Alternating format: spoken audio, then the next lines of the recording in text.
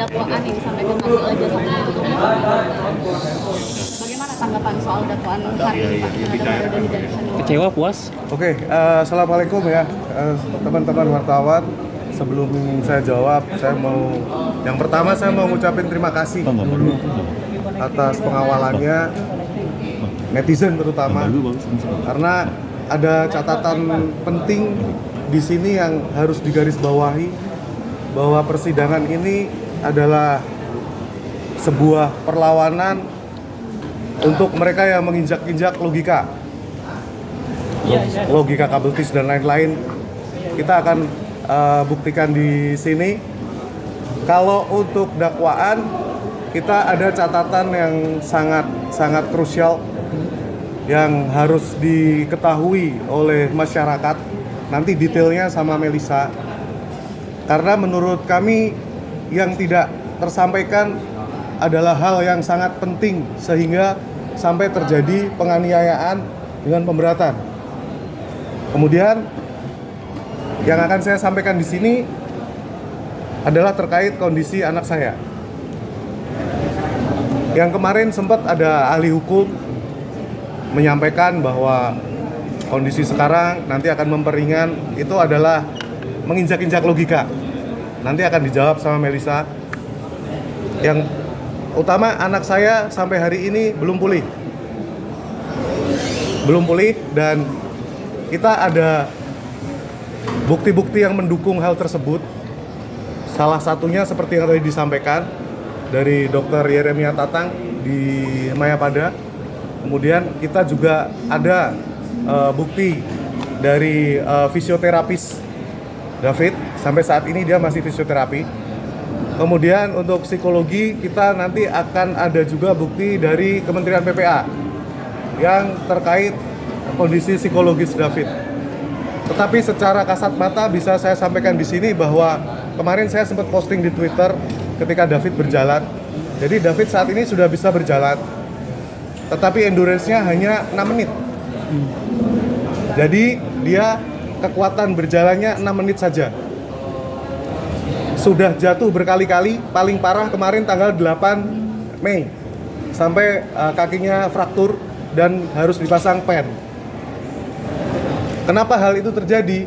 Besok akan dijelaskan oleh Dr. Yeremia Tatang sebagai ahli. Ada trauma yang cukup dalam di otak bagian luar sebelah kiri. Hal tersebut mempengaruhi pusat keseimbangan dari David. Itu yang motorik. Sedangkan yang kognitif, anak saya sampai saat ini belum tahu warna. Nggak bisa bedain ini warna apa, warna merah, biru, hitam. Kemudian yang motorik juga sampai detik ini anak saya belum bisa mandi sendiri. Jadi kita ada home care sampai saat ini, perawat yang 24 jam di rumah. Kemudian belum bisa memakai celana sendiri, artinya dia membungkuk ini, dia belum bisa. Pasti jatuh. Dan efek terberatnya kemarin sampai dipasang pen di kakinya. Jadi kalau ada yang bilang bahwa ini bukan penganiayaan berat, maka saya akan melawan. Ini bukan tentang anak saya, tetapi logika kita dibodoh-bodohin dengan pernyataan-pernyataan ahli hukum lah apalah. Yang paling ngerti kondisi dia adalah dokter. Dan itu ada semua di Melisa. Besok akan kita tunjukkan saat persidangan. Jadi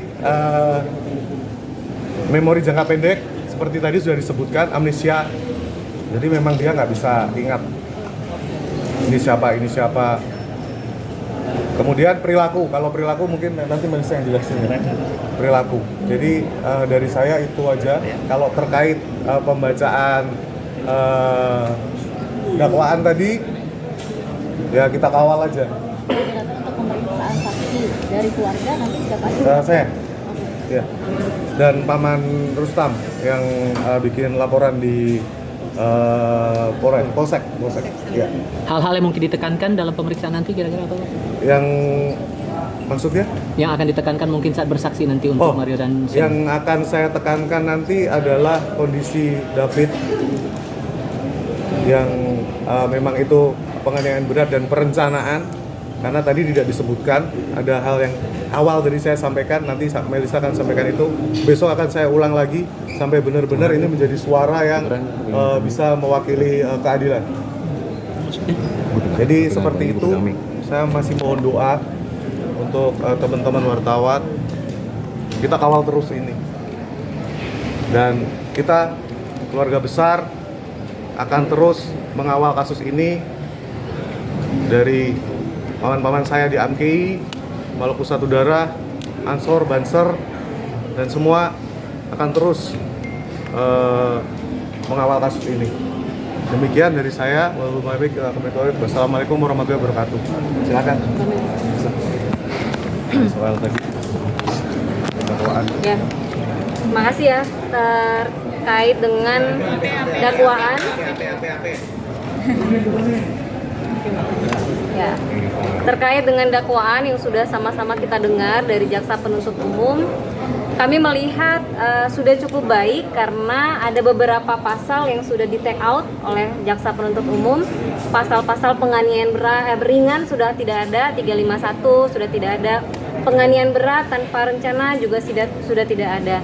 Namun yang kami lihat kenapa undang-undang perlindungan anak ini masih tidak di take out ya, sementara pada saat persidangan anak yang lalu sudah terbukti si anak yang hanya turut serta ini sudah dinyatakan terbukti secara sempurna di pasal 355 ayat 1 dengan penyertaan. Nah, kemudian dilihat lagi dari unsur isi secara keseluruhan dakwaan, sedikit yang kita kritisi ya. Ini jaksa kan sebenarnya beberapa dari JPU adalah yang mendampingi pada saat persidangan anak. Nah, sehingga kemarin besar harapan kami di berkas di pelaku utama atau Mario Dendi dan Shane Lucas ini ada hal-hal yang lebih lengkap ya, mengikuti dari hasil persidangan. Tetapi sepertinya masih sama, kami menyoroti terkait dengan unsur perencanaan juga unsur penganiayaan berat yang sudah disampaikan oleh jaksa penuntut umum itu sudah didetailkan, namun ada beberapa hal yang tadi disampaikan oleh klien kami belum disampaikan, sementara ini adalah krusial. Contohnya lebih detail nanti kita sampaikan lagi, tapi contohnya adalah terkait pada saat MDS ini menghubungi anak korban pada tanggal 30, itu tentu bukanlah komunikasi baik, tetapi ada mengancam nembak, itu sudah sampai 2-3 kali. Mungkin nanti saya 3 kali ya, saya bisa tunjukkan ke teman-teman ya, bahwa ketika tanggal 30 sore harinya yang dia pakai HP anak AG, dia sampaikan bahwa dia meminta anak korban untuk hadir kepada mendatangi mereka sekedar meminta klarifikasi. Itu tidak benar, karena bahasanya nembak lagi, ngancam nembak lagi, tetapi kata-kata tembak ini tidak dikemukakan oleh jaksa penuntut umum dalam dakwaannya. Itu yang kami mintakan nanti dalam proses persidangan digali kembali, seperti itu. Nah, kemudian kami melihat juga dalam gambaran yang dikemukakan dalam dakwaan ini masih menyampaikan hal-hal terkait keterangan sepihak ya dari pelaku lagi, terkait persetubuhan, pelecehan, sementara ini sudah secara jelas diperiksa dan dibuktikan, bahkan sudah diputuskan oleh hakim di pengadilan negeri ini juga bahwa tidak ada hal-hal demikian. Nah, nanti ini akan digali lebih lanjut. Kami berharap jaksa penuntut umum akan lebih memfokuskan tidak hanya terkait motif ya, yang nyata-nyata motif ini bukanlah rumusan dalam pasal dan sudah jelas juga ini tidak terbukti pada saat persidangan yang lalu. Seperti itu. Ada pertanyaan? Adakah bukti-bukti lain yang mungkin akan ditambahkan saat keluarga bersaksi nanti, Pak? Ya, pertama yang seperti ayah anak korban sampaikan, bukti terkait dengan kondisi terkini pada saat tanggal 8 sempat dilakukan operasi pemasangan pen di kaki anak korban, kemudian bukti terkait anak korban masih dalam kondisi tidak seimbang, itu juga ada. Dokter sampaikan anak korban sempat mengalami amnesia dan lain sebagainya, itu juga kita akan sampaikan hal-hal yang belum masuk. Pas hari H bisa kita tampilkan. Ya, pada hari H nanti kita sampaikan lebih lengkap, lebih detail terkait progres pengobatan. Jadi anak korban sampai di posisi hari ini tidak ujuk-ujuk ya, tidak ujuk-ujuk. Kami ingatkan lagi, Anak korban 55 hari berada di ruang ICU, 53 di Mayapada, 2 harinya di Medika Permata.